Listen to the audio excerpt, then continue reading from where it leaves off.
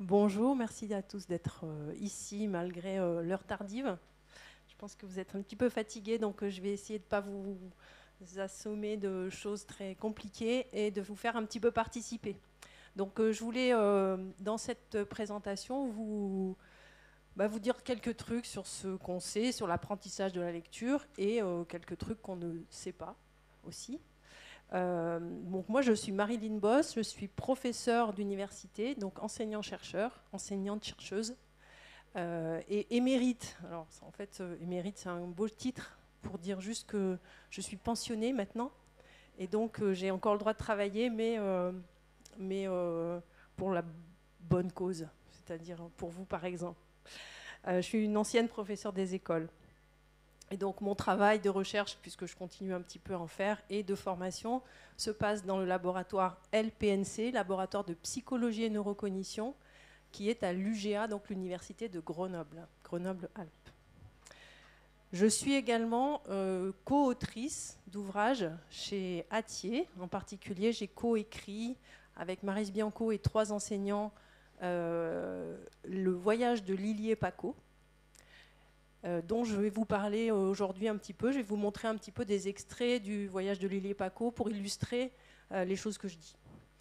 Et puis, je suis en train de finaliser également un ouvrage qui va sortir en septembre et qui s'appelle exactement, je crois, Enseigner l'affluence dans toutes ses dimensions. Je ne sais plus si c'est enseigner ou...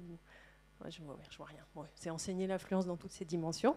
Avec Erika God, qui est une maître de conférence en psychologie également et qui est à Dijon aujourd'hui. Et puis, donc tout ça aux éditions Hatier. Je suis également co-autrice de plusieurs applications numériques éducatives qui ont été co-créées par des chercheurs et des enseignants et qui ont été validées par des recherches scientifiques et qui sont aujourd'hui distribuées par Fondamentaps, qui est une entreprise qui a son stand au CED aujourd'hui, si vous voulez aller voir. Et puis, je vous ai mis des petits flyers de Fondamentaps à droite de l'estrade si vous voulez prendre en sortant. Je suis également co-autrice de quelque chose qui s'appelle un MOOC, que parmi vous peut-être certains ont suivi l'année dernière. C'est donc un module de formation en ligne, une série de vidéos, de documents complémentaires associés, de quiz, etc., qui est diffusé sur une plateforme officielle qui s'appelle FunMOOC. FunMOOC, c'est la plateforme de diffusion donc, des MOOC universitaires, faits par des universitaires. Et ce MOOC a été diffusé donc, début 2025. On a eu plus de 12 500 inscrits, ce qui est beaucoup pour un MOOC. Et devant le succès et les retours très positifs qu'on a eus, on a travaillé avec l'Académie de Grenoble pour transformer ce MOOC en parcours magistère.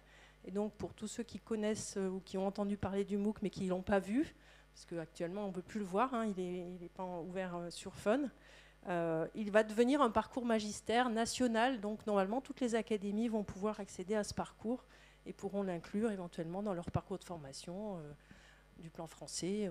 Voilà. Donc ce que je vais dire aujourd'hui, en fait, c'est des choses qui sont dans le MOOC. Hein. Donc, pour ceux qui ont suivi le MOOC, vous n'allez pas apprendre grand-chose de plus. Voilà. Alors, j'ai choisi de faire ma présentation en vous posant 3 questions.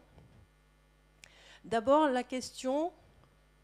J'ai essayé de choisir des questions qui font un petit peu de discussion en ce moment dans le milieu de l'enseignement de la lecture et du CP en particulier.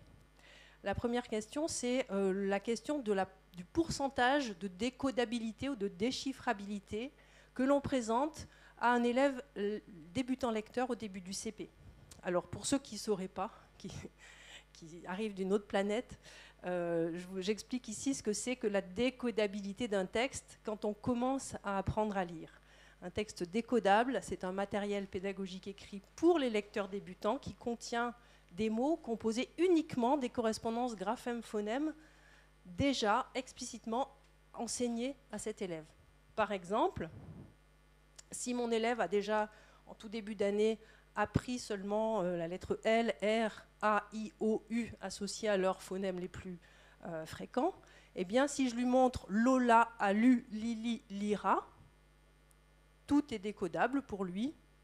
On va dire que c'est du matériel 100% décodable. Si on lui fait lire Laura a lu le livre de Lily, ben, il y a le E qui n'a pas encore été vu, la lettre V non plus, la lettre D non plus, donc on calcule et ça fait du 75% de décodabilité. Si on lui fait lire Lola a lu le livre de Lily avec son papa, ben, il y a encore plus de graphèmes qu'il n'a pas encore appris explicitement et donc moins de décodabilité dans le texte. Voilà. Et donc la question qui est posée, c'est est-ce qu'il faut... Oups. Pardon. C'est est-ce qu'il faut utiliser du 100% décodable ou pas. Et il y a parfois des gens qui préconisent, par exemple, le 100% décodable. Donc je vous pose la question de... En fait, qu'est-ce que disent les recherches? Moi, je suis chercheur, alors j'ai décidé de vous amener un petit peu des données de la recherche. Que disent les recherches sur le taux de décodabilité optimal en début de CP ou auprès des élèves faibles lecteurs? Est-ce qu'on apprend mieux à lire si on s'entraîne sur des mots, phrases, textes, du matériel dont la décodabilité varie mais reste toujours élevée entre 80 et 100%? Ou est-ce qu'on apprend mieux à lire si on s'entraîne toujours sur des mots, phrases et textes 100% décodables? Ou est-ce qu'on apprend mieux à lire si on s'entraîne sur des mots, phrases et textes dont la décodabilité varie, certains étant très décodables et d'autres moins? Donc ça, c'est le premier quiz. Alors on va faire à main levée. Vous êtes prêts? Alors qui répond la première? Ok. La deuxième? La troisième? Alors, c'est les gens du fond qui ont juste. Les recherches. Alors, je vois des gros yeux qui s'ouvrent, hein, mais moi, ce dont je vous parle, c'est vraiment de ce qui est trouvé dans la recherche scientifique. Hein. En fait, on n'a pas de données qui semblent montrer qu'il faut toujours être à 100% décodable, ni même qu'il faut toujours être entre 80 et 100% décodable. Il n'y a pas de données qui permettent d'être aussi précis dans la décodabilité préconisée en CP. Alors, je vais vous montrer deux études qui corroborent ce que je viens de vous dire. Une première étude en France qui a été faite par un monsieur qui est assez connu dans le monde de l'enseignant, qui s'appelle Roland Guagou, qui aujourd'hui est à la retraite comme moi, et qui avait dans le passé fait une étude qui s'appelait « Lire-écrire au CP ». Il avait observé, c'était dans les années 2015, il avait observé plein de classes de CP avec des vidéos, avec un relevé de plein de choses pendant toute l'année du CP. Et il a pu regarder comme ça un petit peu plein de choses qui se passaient pendant le CP. Et par rapport à la décodabilité, donc ça se passait dans 131 classes, ça concernait plus de 2000 élèves. Il a calculé sur une semaine au mois de novembre, une semaine bien précise, il a pris tout ce que les élèves avaient lu pendant cette semaine-là, tous les graphèmes qu'ils avaient déjà appris, et il a calculé le taux de décodabilité moyen pour chaque classe pendant cette semaine. Ça lui a donné une petite idée du taux de décodabilité offert aux élèves dans les classes. Voilà. Et il a pu regarder si ce taux de décodabilité avait un impact, prédisait le niveau de lecture des enfants ou le niveau d'écriture des enfants en fin de CP, par exemple. Le résultat qu'il a obtenu, c'est que globalement, il n'a pas trouvé d'effet. C'est-à-dire qu'en novembre, la variabilité, la variance du taux de décodabilité dans les CP ne prédisait pas les performances des enfants à la fin de l'année. Par contre, il a quand même trouvé des seuils intéressants. Il a montré que le taux de décodabilité, quand il était inférieur à 29%, donc c'est vraiment très très bas, 29%, hein, il était pénalisant pour tous les élèves, donc ça c'est important. Il ne faut pas non plus que le taux de décodabilité soit trop faible. Et il a également montré que le taux de décodabilité optimal pour les élèves les plus faibles, c'est-à-dire à partir duquel il n'y avait plus de différence de performance entre les élèves les plus faibles, c'était un taux de décodabilité supérieur à 57%. On peut dire 60% si on veut être plus large. Voilà. Donc on a ces deux seuils, 30% oulala et 60% au-delà, tout va bien. Ça, c'est les premiers repères qu'a donné cette recherche en France. Alors il y a très très peu de recherches en France en fait, sur la décodabilité, à part celle que je viens de vous montrer. Donc moi, je suis allée chercher dans la littérature internationale et j'ai trouvé quelques recherches qui prennent en compte cette question et qui s'interrogent sur ce pourcentage de décodabilité. Et en particulier, très récemment, est sortie une première méta-analyse, c'est-à-dire une analyse de plein d'études qui se sont posées la même question. Et donc cette méta-analyse a regardé 97 études d'intervention en lecture auprès d'élèves en grande difficulté de lecture. Donc ce n'était pas vraiment des CP, mais c'était des élèves peut-être un peu plus âgés, mais en très grande difficulté de lecture et qui étaient pris en petits groupes spécifiques.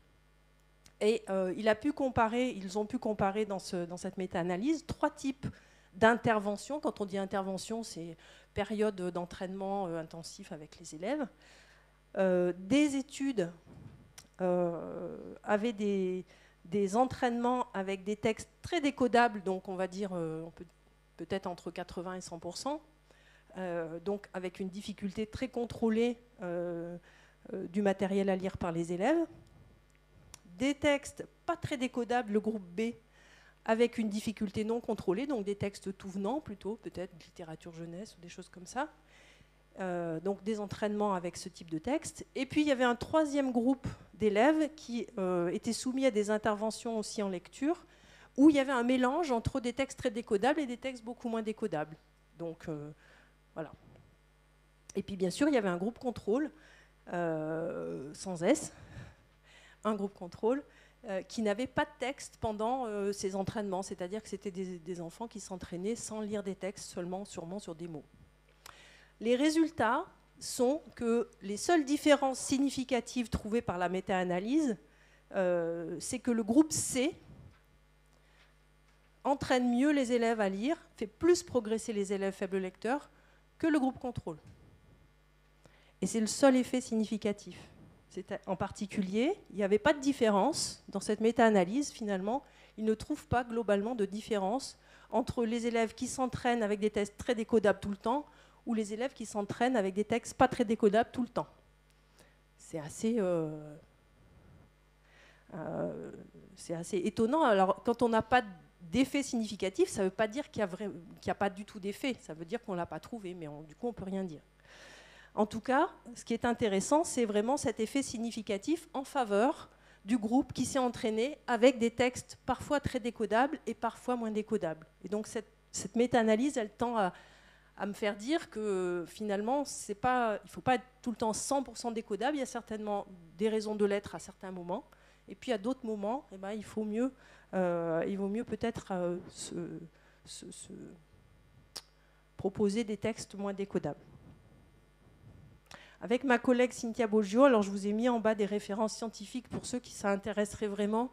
Je pourrais vous donner à la fin, si vous voulez, toutes ces références sous les diapos. On a fait une petite revue de littérature sur cette question du taux de décodabilité. Et donc dans Lily et Paco, dans le voyage de Lily et Paco, on a essayé d'être raisonnable et de proposer une décodabilité raisonnée. On n'a pas de textes qui sont à moins de 70% de décodabilité. On a des mots et des phrases qui sont la plupart du temps 100% décodables pour s'entraîner en autonomie vraiment sur le code. Et puis on a aussi des textes qui sont riches, qui sont attractifs, avec moins de décodabilité.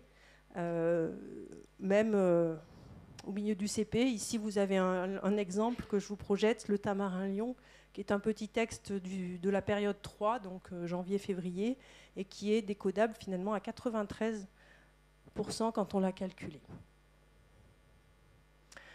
C'est important cette question de la décodabilité parce que parfois on entend il faut du 100% décodable et en fait on n'y arrive jamais.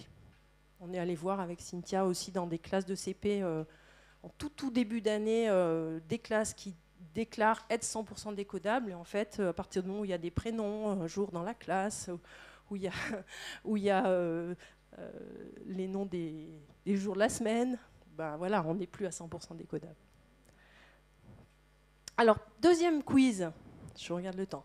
Que disent les recherches sur l'introduction des mots outils en CP? Ça aussi, c'est quelque chose qui fait couler beaucoup d'encre actuellement, la question des mots outils. Est-ce que l'introduction de mots outils dans une méthode de CP gêne l'apprentissage de la lecture ou améliore l'apprentissage de la lecture ou améliore la compréhension, ou on n'en sait rien, car il n'y a pas de recherches rigoureuses qui ont étudié l'introduction de mots-outils en CP indépendamment d'autres facteurs. Alors, qui répond en faveur de la réponse 1? 2. Vous êtes déjà tous convaincus que ça ne gêne pas l'apprentissage de la lecture. Peut-être que ça l'améliore pour certains. 3.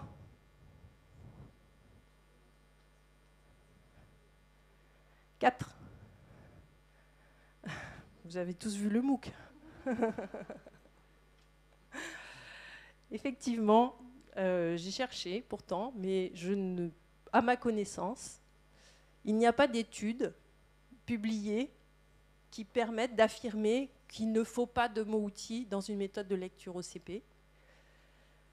Alors, pourquoi est-ce qu'on le dit parfois? Pourquoi est-ce qu'il y a des gens qui le disent, même parfois dans les textes officiels, hein, je ne vous apprends rien. C'est qu'en fait, il y a des gens qui ont fait l'amalgame entre présenter des mots-outils dans une méthode et faire une méthode globale. Le vilain mot qu'il ne faut pas prononcer.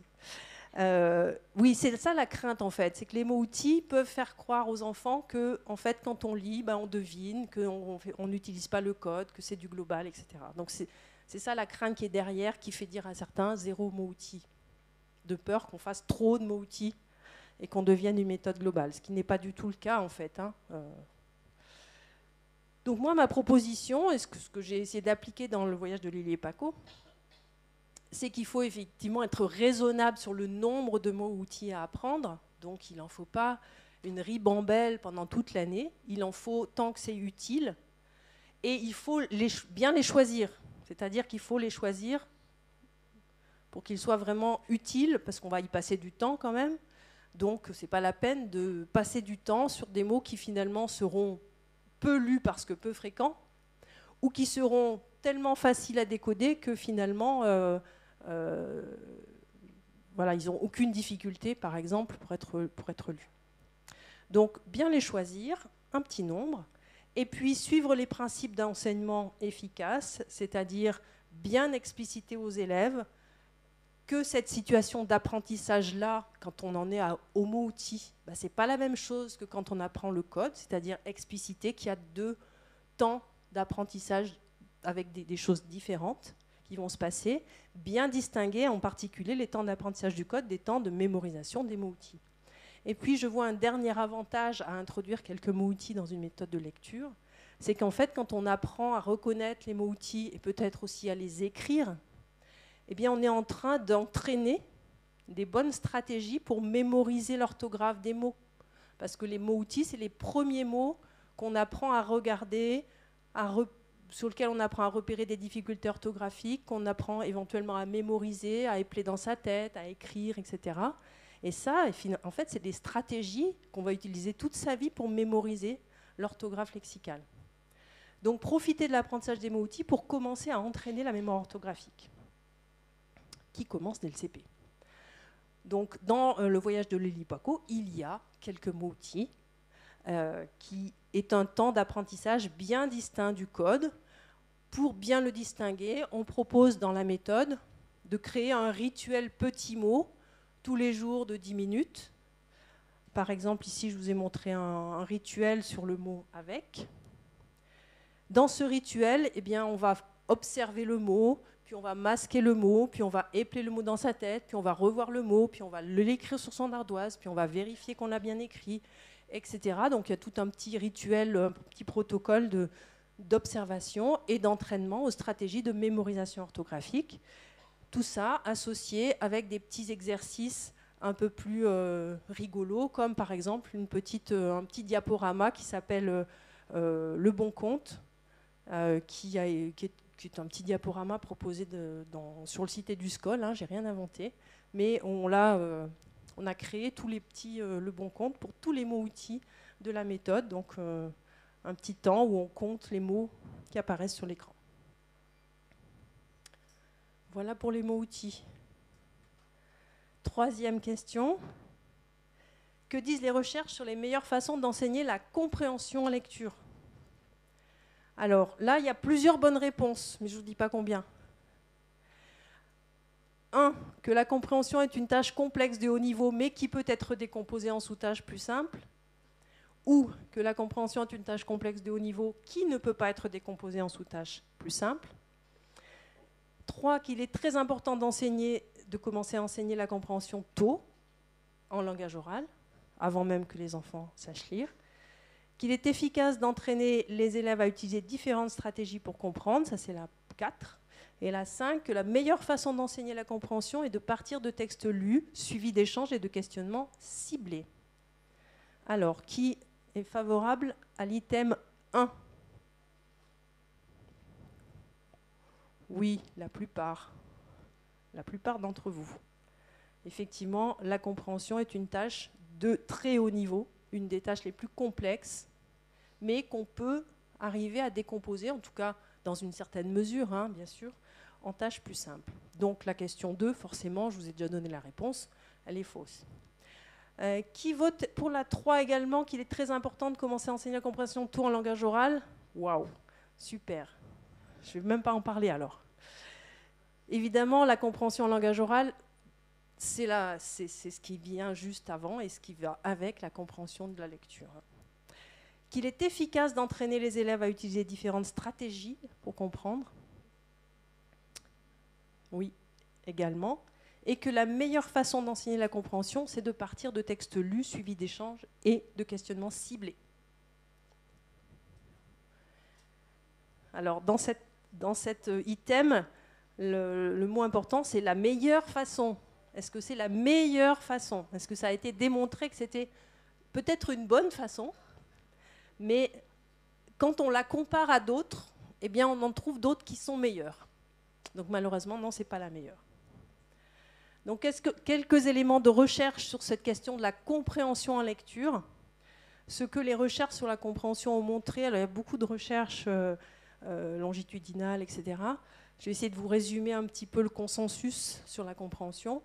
Donc d'abord, on sait, mais vous le saviez aussi, puisque vous avez tous répondu juste, qu'il y a un lien très fort entre la maîtrise du langage oral et les compétences de compréhension en lecture, et que des différences très précoces dans ce domaine existent dès l'entrée en petite section de maternelle, qui sont des différences notamment dues à l'environnement familial et social, hein, donc avec des enfants qui ont très peu de vocabulaire, qui ont très peu de syntaxe, qui comprennent très peu de choses, ça on le sait bien sûr. Que si rien n'est fait, en particulier pour ces élèves-là, les écarts ne se comblent pas avec le temps. Ils ne s'écartent pas non plus de ouf, mais en tout cas, ils se maintiennent.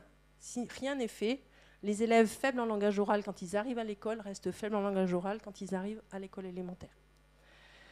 Par contre, la bonne nouvelle, c'est qu'il existe des programmes d'intervention précoce de compréhension et de langage oral qui ont été démontrés comme ayant un effet positif, c'est-à-dire qui impactent ensuite positivement également la compréhension en lecture. Donc on peut faire quelque chose, c'est ça la bonne nouvelle. Et les interventions les plus efficaces suivent apparemment, tant qu'on n'a pas trouvé encore mieux comme méthode, les principes de l'enseignement explicite.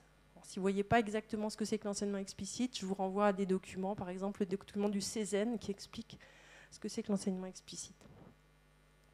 Alors, dans Lily et Paco, non, pas dans Lily et Paco, pardon. Nous, avec ma collègue Cynthia, on a également essayé de mener une recherche sur la compréhension dans le voyage de Lily et Paco, où on enseigne de façon explicite des stratégies de compréhension sur des sous-tâches simples au début du CP, puis après on les regroupe pour faire des choses de plus en plus complexes. Et donc on a vraiment construit une progression d'enseignement explicite des stratégies sur du matériel d'abord très simple.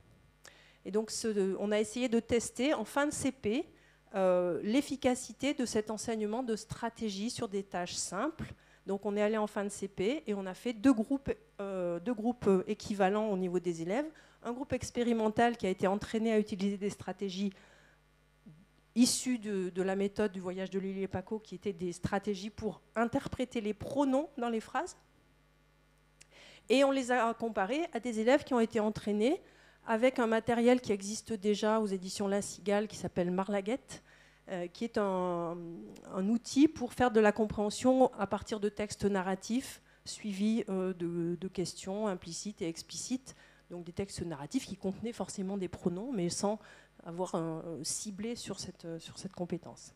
Et on a regardé donc au bout de 7 séances d'entraînement, on a vu déjà une différence significative entre le groupe expérimental entraîné avec les stratégies et le groupe contrôle en faveur du groupe expérimental. C'est-à-dire qu'il avait plus progressé, ce groupe, sur l'interprétation des pronoms dans les phrases. Par contre, on n'a pas trouvé de différence observable entre le groupe expérimental et le groupe contrôle sur la compréhension globale. On aurait pu espérer que le groupe qui était entraîné en compréhension globale avec Marlaguet, en compréhension globale avec des textes narratifs, allait être meilleur que le groupe qui était entraîné sur les pronoms, mais ce n'est pas le cas. Voilà, donc tout ça nous fait dire que finalement, les choix qu'on a faits dans le voyage de Lily et Paco ne sont pas trop mauvais. Je vais vous montrer du coup quelques exemples de ce qu'on a mis dans l'enseignement des stratégies de compréhension, à l'oral bien sûr au début du CP, puis petit à petit à l'écrit à la fin du CP, dans le voyage de Lily et Paco. Donc cet enseignement explicite se fait sous forme d'enseignement de stratégies qui sont personnifiées en petits personnages. Les stratégies donc, sont personnifiées, il y en a 5. Il y a la journaliste qui cherche les informations du texte. Il y a la détective qui va faire les inférences textuelles. C'est elle, par exemple, qui va s'intéresser aux pronoms. Il y a le mécanicien qui va faire les inférences de connaissances, c'est-à-dire il va faire du lien entre les contenus du texte et puis les choses qu'il connaît par ailleurs du monde. Ensuite, il y a le bibliothécaire, lui, qui va s'intéresser au vocabulaire, au lexique, à comment on essaye de comprendre un mot dans un texte à partir du contexte, comment on traite un mot qui peut avoir plusieurs sens, etc. Et puis la cinéaste qui, elle, fait le modèle de la situation, c'est-à-dire qui essaye de se faire dans la tête le film de l'histoire. Donc voilà. Le travail pédagogique se fait en atelier dirigé, le travail sur ces stratégies se fait en atelier dirigé. Donc pendant ce temps-là, il y a des ateliers en autonomie, hein, bien sûr, avec un enseignement explicite pas à pas des stratégies, c'est-à-dire qu'après avoir annoncé l'objectif, on va avoir une phrase de ce qu'on appelle dans l'enseignement explicite le modelage, ou ce qu'on peut appeler la démonstration ou la mise du haut-parleur sur la pensée de l'enseignant, c'est-à-dire un moment où on va montrer à l'enfant, aux élèves, la stratégie qui se passe dans notre propre tête d'abord. Ici, je vous ai mis un exemple de verbatim qu'on donne en exemple pour faire un modelage. Par exemple, au moment où je vais apprendre à chercher, à répondre à la question « où ?» Est-ce que l'histoire se passe dedans, dans une maison, ou dehors? Donc, écoutez-moi bien, je vais vous lire une petite histoire. Il fait si chaud que Papy, Lily et Paco s'installent sous le grand arbre devant la ferme. Je vais me demander où se passe cette histoire. Est-ce qu'elle se passe dedans ou dehors? J'ai la petite étiquette ici, dedans et dehors. Alors, je vais chercher des indices qui montrent où ça se passe. Il fait si chaud, bon, il peut faire chaud dedans et dehors, je ne sais pas, que Papy, Lily et Paco s'installent sous le grand arbre. Ah, sous le grand arbre, c'est sûrement dehors. Devant la ferme, ça confirme. Sous le grand arbre, c'est dehors. Vous pouvez me montrer, les enfants, quelle est l'étiquette que je devais choisir? Ok, c'est l'étiquette dehors. Voilà, ça c'est du modelage. Et puis ensuite, on a de la pratique accompagnée, de la pratique guidée, des dialogues guidés pour que l'enfant commence à faire lui-même, à mettre en place dans sa propre tête petit à petit ses stratégies. Et puis ensuite, de la pratique autonome. Et puis on institutionnalise. Ici, par exemple, nous, on a proposé l'institutionnalisation sous forme de petits mémos, de petites affiches. Là, c'est l'affiche du qui, quand, où, c'est-à-dire, pour comprendre une histoire, je commence à chercher de qui ça parle, où ça se passe, quand ça se passe. Ça, c'est le premier mémo de la méthode au tout début de l'année du CP. Et puis, on a des pratiques autonomes qui peuvent se retrouver à la fois dans le manuel avec un petit rappel de la stratégie travaillée la semaine, éventuellement pour faire à la maison. Et on a aussi un cahier d'exercices dans lequel, une fois par semaine, il y a un petit exercice qui rappelle la stratégie. Et puis j'ai fini.